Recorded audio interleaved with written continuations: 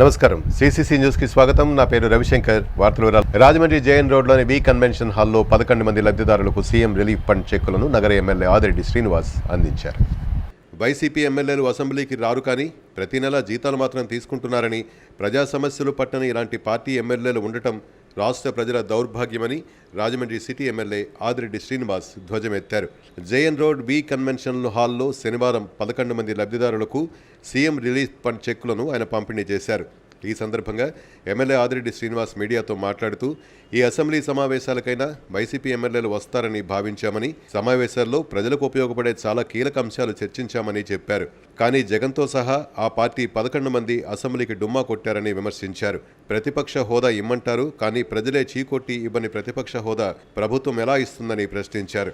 Medical కాలేజీలు PPP మోడల్లో అభివృద్ధి చేసిన ఆ సంస్థ లేదా ట్రస్ట్ కానీ ప్రభుత్వ గైడ్లైన్స్ ప్రకారం పనిచేస్తుందని, కానీ వైసీపీ వాళ్ళు మెడికల్ కాలేజీలపై అనవసర రాద్ధాంతం చేస్తున్నారని ఆదిరెడ్డి వాసు మండిపడ్డారు. గతంలో వైసీపీ పాలనలో సెల్ఫ్ ఫైనాన్స్ స్కీమ్ పేరుతో జీవో నెంబర్ 107, 108, 133 జారీ చేశారని, అది మోసం చేయటం అంటే అని ఎమ్మెల్యే ఆదిరెడ్డి వాసు విమర్శించారు. అయినా కాలేజీల దగ్గరకు వెళ్లటం, సెల్ఫీలు దిగటం, ఫోటోలు పెడుతున్నారని మండిపడ్డారు. అప్పుడు ఆరోగ్యశ్రీ, ఇప్పుడు ఎన్టీఆర్ వైద్య సేవల పథకంలో పేదలకు వైద్య సేవలు అందుతున్నాయని, ఇంకా ఎవరైనా అందకపోతే ముఖ్యమంత్రి సహాయ నిధి నుంచి అన్ని నియోజకవర్గాల్లోనూ ఆర్థిక సాయం చేస్తున్నామని ఎమ్మెల్యే ఆదిరెడ్డి శ్రీనివాస్ చెప్పారు. గత వైసీపీ పాలనలో ఒక్కరికి సీఎం రిలీఫ్ ఫండ్ ఇవ్వలేదని విమర్శించారు. తన సిటీ నియోజకవర్గంలో ఈ 15 నెలల్లో 232 మందికి 2,60,00,000 రూపాయలు సీఎం రిలీఫ్ ఫండ్ చెక్కులను అందించామని, ఇప్పుడు 11 మందికి 6 లక్షలు అందించామని, మరో 67 మందికి ఇవ్వాల్సిన ఫైళ్లు సచివాలయంలో పెండింగ్లో ఉన్నాయని, త్వరలో వారికి కూడా అందిస్తామని చెప్పారు. గత 5 ఏళ్లలో జగన్ ఇలా ఎవరినీ ఆదుకోలేదని ఎమ్మెల్యే ఆదిరెడ్డి వాసు విమర్శించారు. ఏ అవకాశం ఉన్నా ముఖ్యమంత్రి Chandrababu Naidu CM relief fund ద్వారా సహాయం చేస్తున్నారని కొనియాడారు. కొందరు విద్యార్థుల ఉన్నత చదువుల కోసం తమ భవానీ చారిటబుల్ ట్రస్ట్ ద్వారా P4లో భాగంగా ఆర్థిక సాయం అందిస్తున్నామని చెప్పారు. గతంలో హర్షిత అనే సూరంపాలెం ఆదిత్య కళాశాలలో చదువుతున్న పేద విద్యార్థినికి 50,000 ఇచ్చామని, ఇప్పుడు మరో 50,000 ఇస్తున్నామని ఎమ్మెల్యే ఆదిరెడ్డి శ్రీనివాస్ చెప్పారు. అలాగే బీవీపీ కాలేజీలో ఫైనల్ ఇయర్ చదువుతున్న తేజస్వి, మరో విద్యార్థిని హేమలత అనే విద్యార్థినికి ఒక్కొక్కరికి 5,000 చొప్పున ఆర్థిక సాయం అందించామని చెప్పారు. కామన్వెల్త్ గేమ్స్లో బంగారు పథకం సాధించిన జాహిత గుణ అనే క్రీడాకారిణికి 25,000 అందించామని తెలిపారు. బాక్సింగ్ క్లబ్ వారు అడిగిన 5 గ్లౌస్ కిట్ ఈరోజు ఇస్తున్నామని ఎమ్మెల్యే ఆదిరెడ్డి శ్రీనివాస్ చెప్పారు. కార్యక్రమంలో కూటమి నాయకులు, కార్యకర్తలు తదితరులు పాల్గొన్నారు. కీలకమైన అంశాలు ఏదైతే ఉన్నాయో అవేవి కూడా చర్చించకుండా రాష్ట్ర ప్రజల యొక్క ప్రయోజనాలు పక్కన పెట్టేసి 17 మెడికల్ కాలేజీ నుంచి నానా యాగి చేశారు. మేము ఇప్పటికే స్పష్టంగా చెప్పాం, పీపీపీ మోడ్ వేరే, ప్రైవేటీకరణ వేరే. పీపీపీ మోడ్ అన్నది ఎవరైతే ఒక ట్రస్ట్కి కానీ సంస్థలు కానీ ఇస్తామో ప్రభుత్వ ఒక గైడ్లైన్స్ పరంగానే వాళ్ళ యొక్క అడ్మినిస్ట్రేషన్ నడిపించాలి. ఇన్ని సంవత్సరాల తర్వాత ఆస్తి ప్రభుత్వానికి చెల్లుతుంది.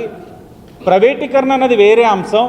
ఆ సెల్ఫ్ ఫైనాన్సింగ్ స్కీమ్ ఏదైతే వైసీపీ వాళ్ళు గతంలో జీవో నెంబర్ 107, 108, 133 ద్వారా తెచ్చారో అది మోసం. అంటే పీపీపీ మోడ్ అన్నది ప్రజలకి మేలు చేస్తున్నాం, అప్పుల్లో ఉన్న రాష్ట్రానికి ఏదో ఒక విధంగా మెడికల్ కాలేజీలు కట్టడానికి ఒక ఆలోచన చేస్తున్నామని చెప్పిన కాలేజీలు విజిట్లు అంటారు, కాలేజీల దగ్గరికి వెళ్ళి కేకులు కట్ చేస్తారు, కాలేజీల దగ్గరికి వెళ్ళి సెల్ఫీ వీడియోలు పెడతారు. కానీ అడగవలసిన వ్యక్తులు వచ్చి అసెంబ్లీలోనే అడగరు, చర్చించరు.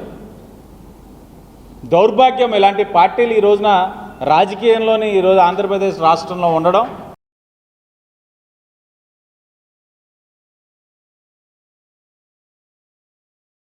సంబంధం లేని వ్యక్తులను సంఘ సభ్యులుగా చూపిస్తున్నారని రాజమండ్రి శ్రీ సువర్ణ వర్తక సంఘం అధ్యక్షులు కడియాల శ్రీనివాస్ ఆగ్రహం వ్యక్తం చేశారు. రాజమండ్రి శ్రీ సువర్ణ వర్తక సంఘం అధ్యక్షుడు కడియాల శ్రీనివాస్, సంఘ రాష్ట్ర ఉపాధ్యక్షుడు కడియాల వరబాబు మీడియా ప్రతినిధుల సమావేశంలో మాట్లాడారు. సంఘంపై కొందరు చేస్తున్న ఆరోపణలు, విమర్శలు సరికాదని వారు ఖండించారు. 2 సంఘాలంటూ ఏమీ లేవని చెప్పారు. కళ్యాణ మండపానికి అంటూ విడిగా మరో సంఘం లేదని స్పష్టం చేశారు. సంఘం బైలా కూడా తెలియని వారు నాయకులుగా చలామణి అవుతున్నారని ఆగ్రహం వ్యక్తం చేశారు. ప్రెసిడెంట్కు పరిపాలనతో సంబంధం ఉంటుందని చెప్పారు. సెక్రటరీ లావాదేవీలు నిర్వహించి జమా ఖర్చులు సమీక్షిస్తారని పేర్కొన్నారు. డబ్బులు మాత్రం ఉండేది ట్రెజరీ వద్దనే ఉంటాయని వివరించారు. జమా ఖర్చులు ఎవరడిగినా సరే చెప్పాల్సిందే, శ్వేతపత్రం ఇవ్వాల్సిందే. అయితే కొందరు వ్యక్తుల విరుద్ధంగా వ్యవహరిస్తున్నారని మండిపడ్డారు. అసలు వ్యాపారాలు చేయని వారిని, మానేసిన వారిని, వేరే వృత్తులలో ఉన్నవారిని, నకిలీలను తీసుకొచ్చి ముందు వరుసలో కూర్చోపెడుతున్నారని ధ్వజమెత్తారు. సభాపూర్వకంగా చెప్తున్నారు. దానికి కోర్టు దృష్టికి తీసుకెళ్ళాం. దాని మీద మేము కోర్టులో నడుపుతున్నాం. కాబట్టి ఇది సంఘం మాది. ఎవరైనా సరే దీని గురించి వ్యక్తిగతంగా దోషాలు అయితే చేయట్లేదు. వాళ్ళు చేసే తప్పుల్ని మేము ఎండగడుతున్నాం. కాబట్టి ఈ సోదర సంఘం ఒక రోజు లేట్ అవ్వచ్చు, న్యాయపరంగా మాదే అవుతుందని విజ్ఞప్తి చేస్తూ మీ దగ్గర సెలవు తీసుకుంటాం. ఓట్ చోర్పై 1,00,000 సంతకాల సేకరణ చేస్తున్నామని తూర్పుగోదావరి జిల్లా కాంగ్రెస్ అధ్యక్షులు డాక్టర్ టీకే విశ్వేశ్వరరెడ్డి చెప్పారు. రాజమండ్రిలో తూర్పుగోదావరి జిల్లా కాంగ్రెస్ అధ్యక్షుడు డాక్టర్ టీకే విశ్వేశ్వరరెడ్డి మీడియా ప్రతినిధుల సమావేశం నిర్వహించారు. ఓట్ చోర్ గద్దె చోట్ నినాదంతో కాంగ్రెస్ పార్టీ అగ్రనేత రాహుల్ గాంధీ చేపట్టిన ఉద్యమానికి ప్రజల నుంచి అనూహ్య స్పందన వస్తోందని తూర్పుగోదావరి జిల్లా కాంగ్రెస్ కమిటీ అధ్యక్షుడు టీకే విశ్వేశ్వరరెడ్డి అన్నారు. జిల్లా నుంచి 1,00,000 సంతకాలు సేకరించాలని కార్యాచరణ రూపొందిస్తున్నామన్నారు. ఏఐసీసీ, పీసీసీ ఆదేశాల మేరకు ఎన్నికల కమిషన్ చేస్తున్న అవకతవకలపై ప్రజల మద్దతు కూడబెట్టేందుకు సంతకాల సేకరణ చేస్తున్నామని వివరించారు.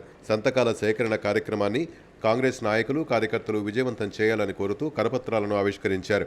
పీసీసీ ప్రధాన కార్యదర్శి అరిగెల అరుణకుమారి మాట్లాడుతూ మోదీ ఇప్పటివరకు దొంగబాట్లతోనే అధికారంలోకి వచ్చారని ఆరోపించారు. రాజ్యాంగానికి తూట్లు పొడుస్తున్న మోదీ వెంటనే రాజీనామా చేయాలని డిమాండ్ చేశారు. కాంగ్రెస్ నాయకులు Motha Sharada, Kakarla Haribabu, JT Ramarao, doctor Vadiyar, builder Bobby, Y Srinivas, Rafi, Jala Nataraj, Battina Chandrarao, doctor Rajasekhar, Patnala Srinivas, Ali తదితరులు పాల్గొన్నారు. అకృత్యాల మీద ఒక సంతకాల సేకరణ చేయాలని చెప్పి ఈ రాష్ట్ర వ్యాప్తంగా సంతకాల సేకరణ కార్యక్రమాన్ని పెట్టడం జరిగింది. అందులో భాగంగా ఈ తూర్పుగోదావరి జిల్లా నుంచి 1,00,000 సంతకాలు సేకరించాలని చెప్పి మాకు బ్రోచర్ ఇది ఇవ్వడం జరిగింది. ఇందులో ముఖ్యమైన విషయాలు ఏంటంటే సెప్టెంబర్ 15 నుంచి అక్టోబర్ 15 వరకు దేశవ్యాప్తంగా కాంగ్రెస్ పార్టీ తలపెట్టిన సంతకాల సేకరణ ఉద్యమానికి మద్దతు తెలిపి జయప్రదం చేయాలని విజ్ఞప్తి. రాహుల్ గాంధీ గారు చేస్తున్న పోరాటాన్ని మనం చూస్తున్నాం. ఒక్కొక్క ఇంట్లో 4,000 చిల్లర ఓట్లు, 5,000 ఓట్లు ఇలా వాళ్ళు ఇష్టం వచ్చినట్టు కూడా సృష్టించేసి లేని వాళ్ళు ఉన్నట్టుగా, ఉన్నవాళ్ళు లేనట్టుగా, బ్రతుకున్న వాళ్ళని చచ్చిపోయినట్లుగా చూపించే యొక్క ఎలక్షన్ కమిషన్ యొక్క చిత్ర విచిత్రాలను గత కొన్ని రోజుల నుంచి కూడా మనం చూస్తున్నాం. రాహుల్ గాంధీ గారు దీనికోసం నిరంతరంగా పోరాటం చేస్తున్నారు.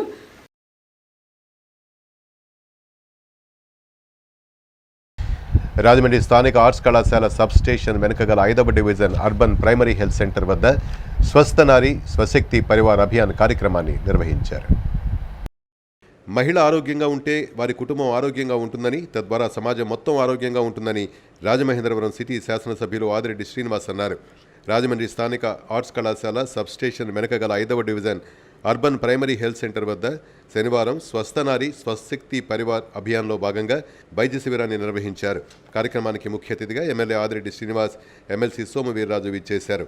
ఈ సందర్భంగా ఎమ్మెల్యే ఆదిరెడ్డి వాసు మాట్లాడుతూ స్త్రీల ఆరోగ్యం కోసం కేంద్రంలోని మోదీ ప్రభుత్వం, రాష్ట్రంలోని కూటమి ప్రభుత్వం ప్రత్యేక శ్రద్ధ తీసుకుంటున్నాయని చెప్పారు. మహిళలు తమ పిల్లలు, కుటుంబంపై పెట్టే శ్రద్ధ తమ ఆరోగ్యం పట్ల చూపరని అన్నారు. స్త్రీలు తమ ఆరోగ్యం పట్ల శ్రద్ధ చూపాలని చెప్పారు. తమ కూటమి ప్రభుత్వం అధికారంలోకి వచ్చాక నగరంలోని అర్బన్ హెల్త్ సెంటర్లను బలోపేతం చేయడం జరిగిందన్నారు. వైద్య సిబ్బందిని అందుబాటులో ఉంచడంతో పాటు అవసరమైన రక్త పరీక్షలు, మందులు అందుబాటులో ఉంచుతున్నామని అన్నారు. థైరాయిడ్ టెస్టులు అర్బన్ హెల్త్ సెంటర్లో అందుబాటులో ఉంచాలని పలువురు కోరగా ఈ సెంటర్లో రక్త నమూనాలను తీసి ఇతర ల్యాబ్లలో పరీక్షలు జరిపించి రిపోర్టులు అందించే విధంగా చర్యలు తీసుకోవాలని జిల్లా ఇమ్యునైజేషన్ అధికారి డాక్టర్ కోమలికి సూచించారు. ఈ కార్యక్రమం రాష్ట్ర నలుమూలన అర్బన్ హెల్త్ సెంటర్స్లోని శ్రీకారం చుట్టడం, ప్రతిరోజు కూడా అర్బన్ హెల్త్ సెంటర్స్లోని అధికారులు, కూటమి పరంగా ఉన్న నాయకత్వం అంతా కూడా మహిళల యొక్క ఆరోగ్యాన్ని ఏదైతే డయాగ్నోస్ చేస్తూ వారికి ఉన్న సమస్యలను అవగాహన చేసుకుని ట్రీట్ చేసే కార్యక్రమం తీసుకుంటా ఉన్నాం. అలాగే రాష్ట్రీయ పోషణ్ మాహ్ కింద ఏదైతే మహిళల్లోని గైనిక్ ఇష్యూస్ కానీ, లేకపోతే హైపర్ టెన్షన్ కానీ, క్యాన్సర్ స్క్రీనింగ్ కానీ ఇలాంటి అన్నీ కూడా ఈ అర్బన్ హెల్త్ సెంటర్స్ ద్వారా కూడా ఇవన్నీ కూడా చేసుకొని మహిళలు ఆరోగ్యకరంగా ఉండేందుకు గాను ఏం చేయాలి, ఒకవేళ అనారోగ్యం ఏదైనా సరే ఐడెంటిఫై అయితే వాటికి ఏం ట్రీట్ చేయాలన్న దాని మీద ఒక డ్రైవ్ తీసుకుంటా ఉన్నాం. అర్బన్ హెల్త్ సెంటర్స్ చాలా ఎఫెక్టివ్గా వర్క్ చేస్తూ ఉన్నారు. వైద్య శిబిరాన్ని ఎమ్మెల్సీ సోము వీర్రాజు, అక్కడ ఏర్పాటు చేసిన అంగన్వాడీకి సంబంధించిన పోషక పదార్థాలు, టీబీ పేషెంట్లకు చేస్తున్న వైద్య పరీక్షలు, అదేవిధంగా హెల్త్ సెంటర్లో పేషెంట్ల జాబితా, మందుల పంపిణీకి సంబంధిత అధికారులను వివరాలు అడిగి తెలుసుకున్నారు.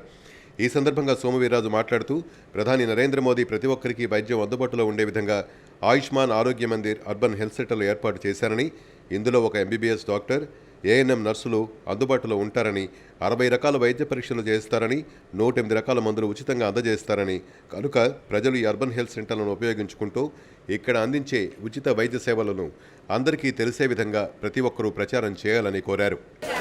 మహిళల యొక్క ఆరోగ్యాన్ని మనం రక్షిస్తాము, ఆ కుటుంబాలే కాదు దేశమే బాగుంటుంది.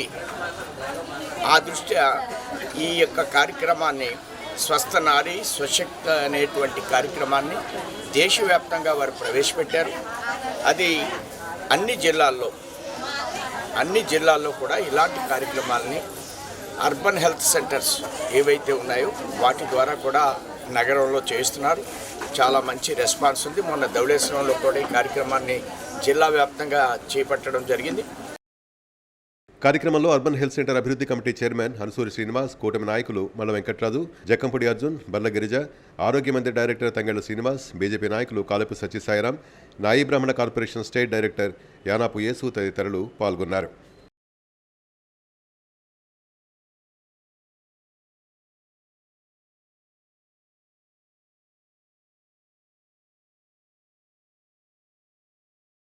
రాజమండ్రి వారిచే పాత సోమాలమ్మ ఆలయ పారాయణ బృందం కోలాటంలో శిక్షణ పొందారు. దాస సాహిత్య ప్రాజెక్టు వారిచే పాత సోమాలమ్మ ఆలయ పారాయణ బృందం గత కొద్ది కాలంగా ఆలయ ప్రాంగణంలో కోలాటం శిక్షణ పొందారు. ఈ సోమాలమ్మ తల్లి కోలాట భజన మండలికి నిర్వాహకులు ఏ సురేష్ బాబు ఆధ్వర్యంలో గజ్జల పూజా కార్యక్రమాన్ని నిర్వహించారు. విశిష్ట అతిథిగా తిరుమల తిరుపతి దేవస్థానం పూజ్యశ్రీ పగడాల ఆనంద తీర్థాచార్యుల స్వామి విచ్చేశారు. ఆలయ ధర్మకర్త గొర్రెల సురేష్ వారికి మేళతాళాలతో, ఆలయ మర్యాదలతో, పూర్ణ కుంభంతో స్వాగతం పలికారు. రాజమండ్రి గ్రామదేవత శ్రీ పాత సోమాలమ్మ తల్లిని దర్శనం చేసుకున్న ఆయన అనంతరం తిరుమల తిరుపతి దేవస్థానం సహకారంతో ఈ ఆలయ ప్రాంగణంలో నిర్వహిస్తున్న కోలాటం శిక్షణ పొందిన బృంద సభ్యులందరికీ అక్షింతలు వేసి ఆశీర్వదించారు. ఇంత చక్కని ధర్మ కార్యక్రమానికి సహకారం అందించిన ఆలయ కమిటీని అభినందించి ఆశీస్సులు అందించారు. స్వామివారి ప్రసాదాన్ని అందించారు. కార్యక్రమానికి అతిథులుగా బార్ని వాసుదేవ్, గొర్రెల సురేష్, గంటా స్వరూప తదితరులు విచ్చేశారు. నిర్వాహకులు అతిథులందరినీ సత్కరించారు. ఆనందతీర్థస్వామి విచ్చేసి ఆశీర్వచనాలు అందించినందుకు సురేష్ బాబు వారి టీం అంతా కృతజ్ఞతలు తెలుపుతూ మధుర ఫలాలను అందించి సత్కరించి ఆశీస్సులు పొందారు.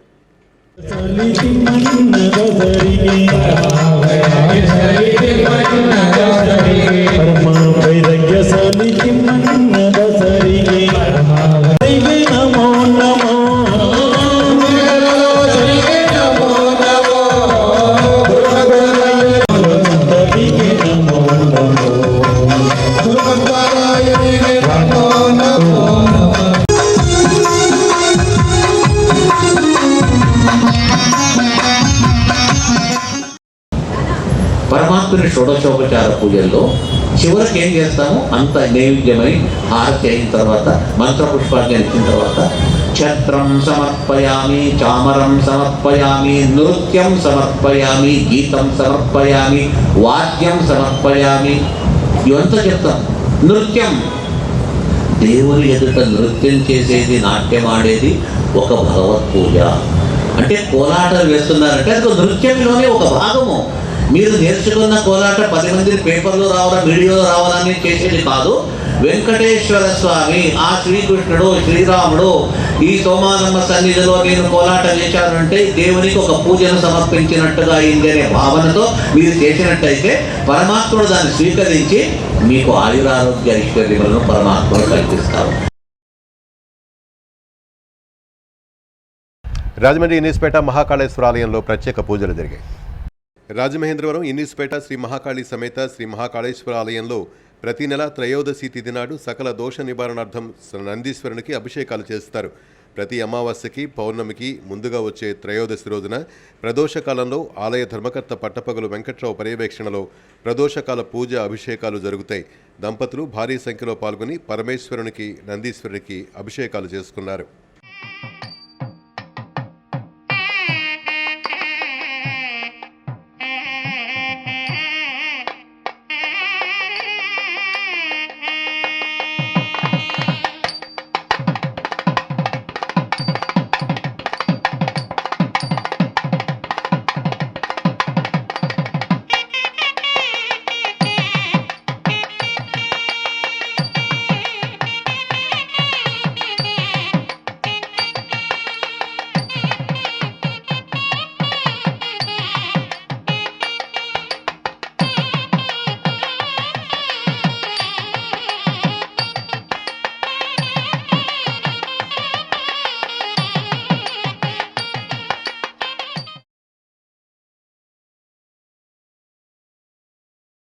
కనీస వేతనాలు చెల్లించాలని డిమాండ్ చేస్తూ రాజమండ్రి సబ్ కలెక్టర్ కార్యాలయం వద్ద బీఆర్ఏలు ధర్నా చేశారు.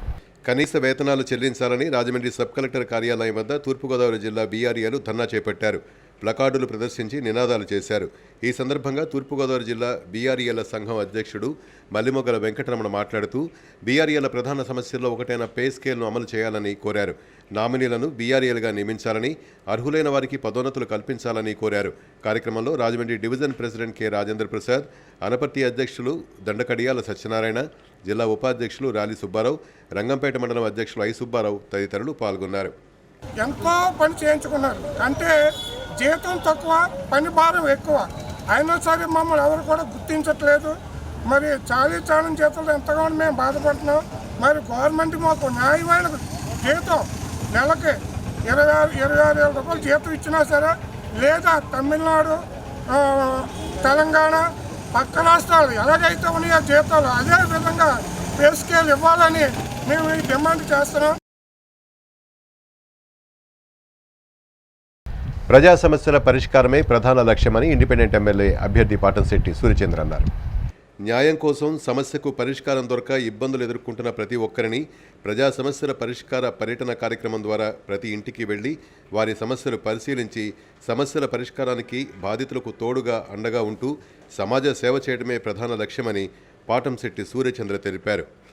కిర్లంపూడి మండలం సోమవరం గ్రామంలో ప్రతి ఇంటి వద్దకు వెళ్లి ఆయన సమస్యలు అడిగి తెలుసుకున్నారు. అనారోగ్యంతో ఉన్న అడబాల సూర్యకాంతం కాలు తొలగించడం వల్ల మంచానికే పరిమితమయ్యారు. వికలాంగుల పెన్షన్ కోసం ప్రయత్నించినా రాలేదని వారి సమస్యలు తెలిపారు. సదరన్ సర్టిఫికెట్ ఏర్పాటు చేయాలని, పింఛన్ వచ్చేలా ఏర్పాటు చేస్తామని వారికి ధైర్యం చెప్పారు.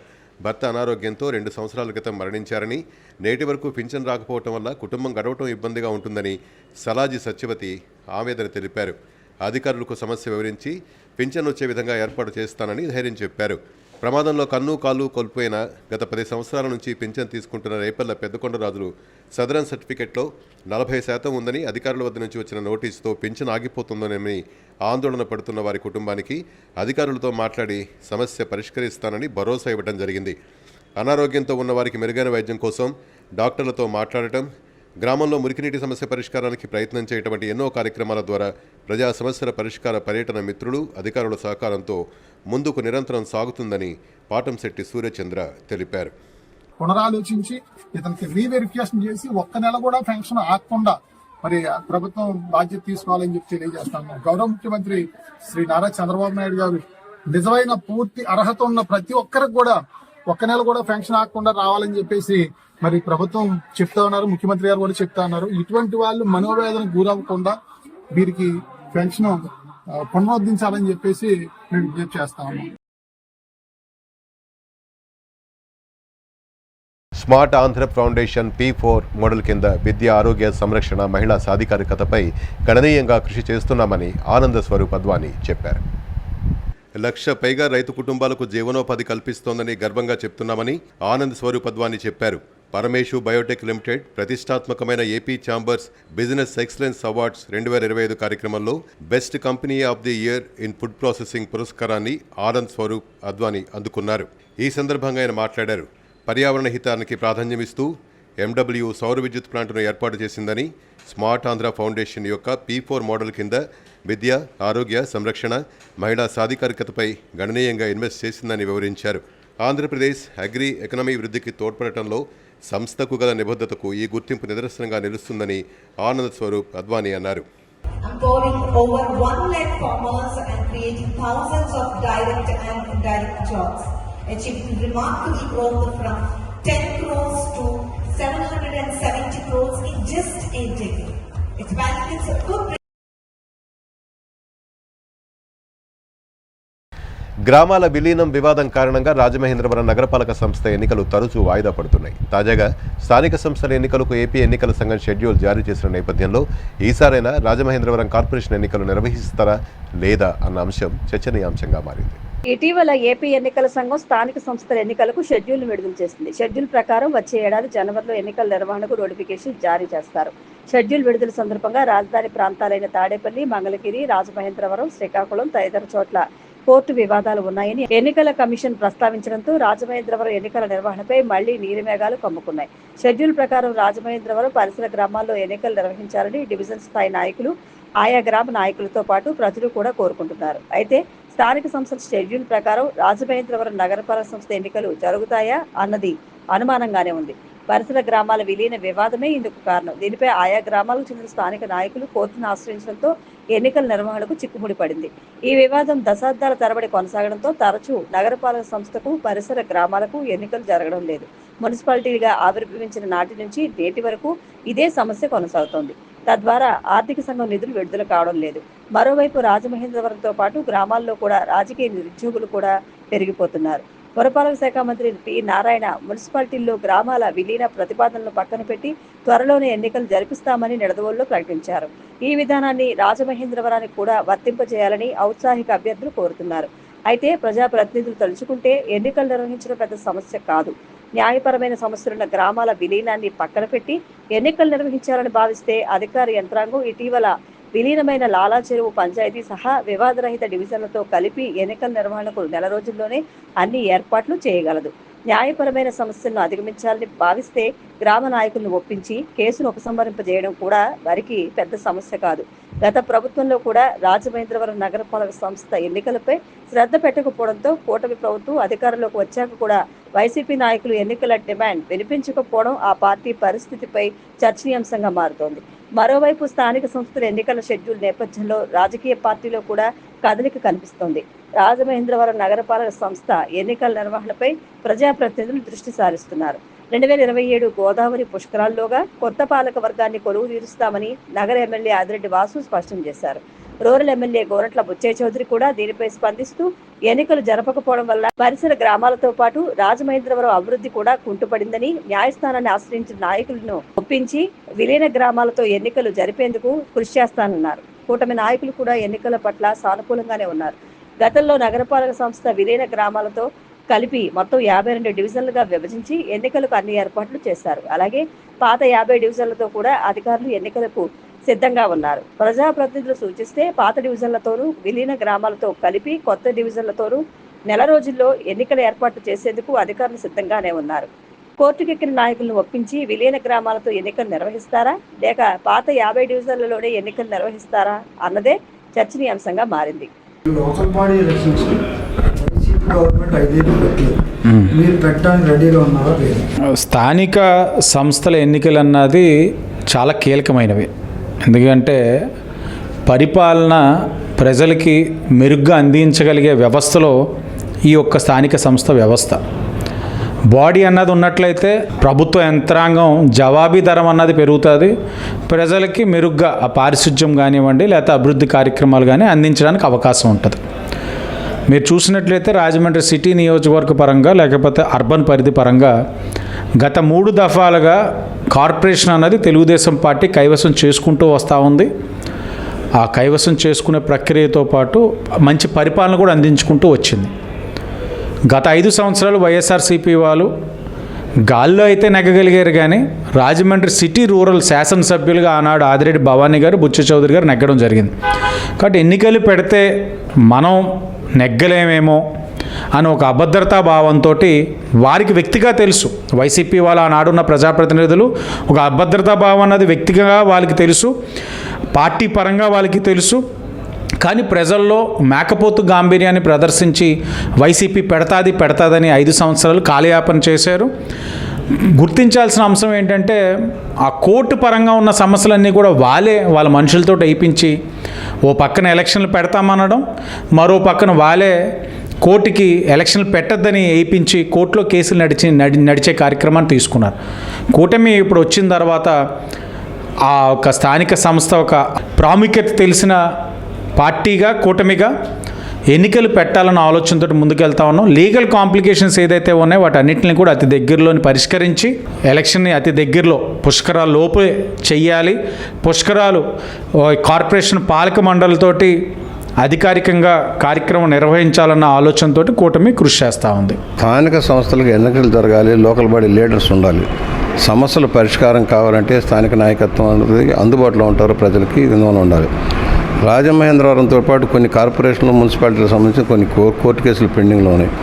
ఒకటి, నగర పెరిఫెరీ ఆల్రెడీ అభివృద్ధి చెంది పల్లెటూరులో మరీ దుర్మార్గంగా కొంతమంది ఆక్రమణలకు గురవటం, రోడ్లు లేకపోవడం, ఇరుకైన రోడ్లు, పరిపాలన సరిగా లేకపోయే పరిస్థితులు ఉన్నాయి.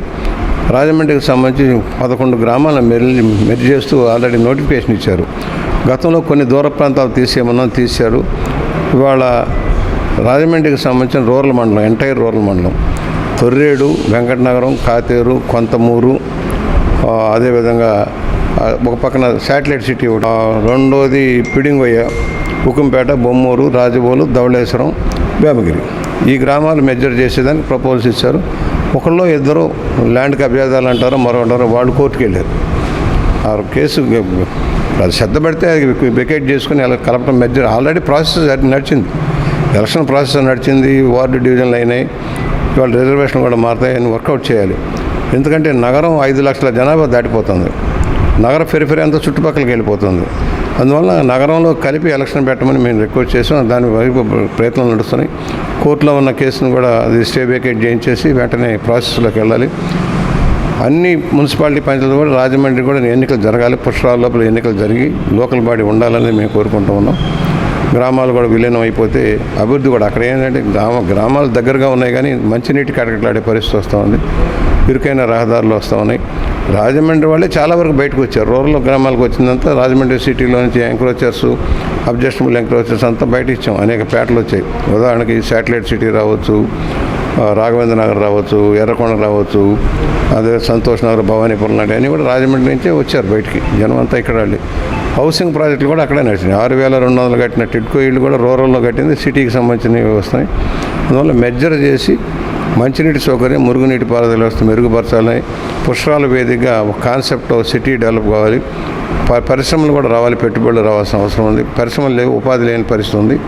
దానివైపు కూడా దృష్టి సారించాల్సిన పరిస్థితి అని మేము భావిస్తూ ఉన్నాం. జరిగి తీరాలి. We are working on that. రేపు అసెంబ్లీ ఉన్నాయి, ఇంకా టైం ఉంది కదా, ఇంకా 4 నెలలు టైం ఉంది. ఈ లోపల ప్రాసెస్ చేయాలి. కోర్టుకు సంబంధించిన మ్యాటర్ కూడా అన్ని ఇది ఒకటే కాదు, మెజర్లో ఆగిపోయిన అన్ని మీద వర్కౌట్ చేస్తున్నారు. విజయవాడ కానీ ఒకళ్ళో ఇద్దరే వెళ్ళారండి, అందరూ వెళ్ళాలా, అందరూ అనుకూలంగానే ఉన్నారు. అభివృద్ధి కావాలని కోరుకుంటారు. లేఅవుట్లు వస్తున్నాయి, బోర్డు లేఅవుట్లు వస్తున్నాయి, ఇరుకైన రోడ్లు, మళ్ళీ ఆక్రమణలు ఇవన్నీ పక్కాగా రావాలంటే ప్రణాళికాబద్ధంగా వెళ్ళాలి. మాస్టర్ ప్లాన్ ప్రకారం నడవాలంటే విలీనం తప్పనిసరి అని మేము భావిస్తూ ఉన్నాం. ఆ వైపు దృష్టి సారిస్తాం. 100% అన్ని కార్పొరేషన్ల వరకు దీన్ని కూడా జరిపిస్తాం. జరపడానికి ప్రభుత్వం సిద్ధంగా ఉందని స్థానిక శాసనసభ్యులు తెలియజేయడం జరిగింది. ఆ విధంగా పుష్కరాలకు ముందు ఈ లోకల్ బాడీ ఎన్నికలు జరిపించి డెమోక్రటిక్ సిస్టంలో పుష్కరాలు చేస్తే బాగుంటుందనేది కూటమి యొక్క అభిప్రాయం. ఇప్పుడు లోకల్ బాడీ ఎలక్షన్ షెడ్యూల్ చేశారు. ఇప్పుడు రాజమండ్రి ఎలక్షన్ జరపాలా వద్దా, జరిపితే అది ఇప్పటివరకు ఎందుకు జరగదు, దాన్ని చెప్పండి. ప్రభుత్వం ఏర్పడి కూటమి ప్రభుత్వం వచ్చి సుమారుగా 15 నెలలు 16 నెలలు కావస్తూ ఉంది. కార్పొరేషన్ ఎలక్షన్స్ పెట్టడం కోసం టెక్నికల్గా ఏమైందంటే కోర్టులో కేసులు ఉండటం వల్ల కొంతమంది విలీనం కావాలని చెప్పి, కొంతమంది విలీనం వద్దని చెప్పి వేసిన వాళ్ళు ఉన్నారు, వీళ్ళు ఆ కోర్టులో కేసులు నడుస్తున్న దాని మీద ప్రభుత్వం ముందుకెళ్ళలేకపోతూ ఉంది. ఇప్పుడు ఏంటంటే మన మున్సిపల్ మినిస్టర్ గారు, మన నారాయణ గారు వచ్చినప్పుడు ఇక్కడ కార్పొరేషన్లో రివ్యూస్ పెట్టినప్పుడు కూడా కొంతమంది అడగటం, దాని మీద వారు కూడా ఏం చెప్పారంటే త్వరలోనే ఎవరైతే కేసులు వేసి ఉన్నారో వాళ్ళతో మాట్లాడి ఒక కొలిక్కి తీసుకొచ్చి, ఒకవేళ అగ్రి అయితే కనుక విలీనం గ్రామాలను కలిపి ఎలక్షన్ కండక్ట్ చేసేలాగా, ఒకవేళ అలా కాలేని పక్షంలో ఇప్పుడు ఏదైతే పొజిషన్ ఉందో అదే పొజిషన్లో యాజ్ ఇట్ ఈజ్ ఎలక్షన్ నిర్వహించాలని చెప్పి ఒక నిర్ణయం త్వరలోనే తీసుకుంటామని చెప్పి వారితో చెప్పడం జరిగింది. ఖచ్చితంగా జరగాలండి. ఎందుకు జరగాలి అంటే మన నగరం అభివృద్ధి చెందాలనుకునేటప్పుడు 15th కార్పొరేషన్ నిధులు కానీ స్థానిక ఈ వివిధ కేంద్ర ప్రభుత్వం యొక్క గ్రాంట్స్ రావాలన్నా కూడా పాలకవర్గం ఉంటే ఖచ్చితంగా అది మన రాజమహేంద్రవరం కార్పొరేషన్ అభివృద్ధి చెందాలన్నా, వార్డులో చేయాలన్నా కూడా ఎలక్షన్ జరగాలి, పాలకవర్గం ఉండాలి, ఉన్న దాని మీద ఒక ట్రాన్స్పరెన్సీగా చేయాలన్న దానికి చాలా అవసరంగా మేము భావిస్తూ ఉన్నాం. ఇవి వార్తలోని విశేషాలు. తిరిగి రేపటి CCC న్యూస్లో మళ్ళీ కలుద్దాం. అంతవరకు సెలవు. నమస్కారం.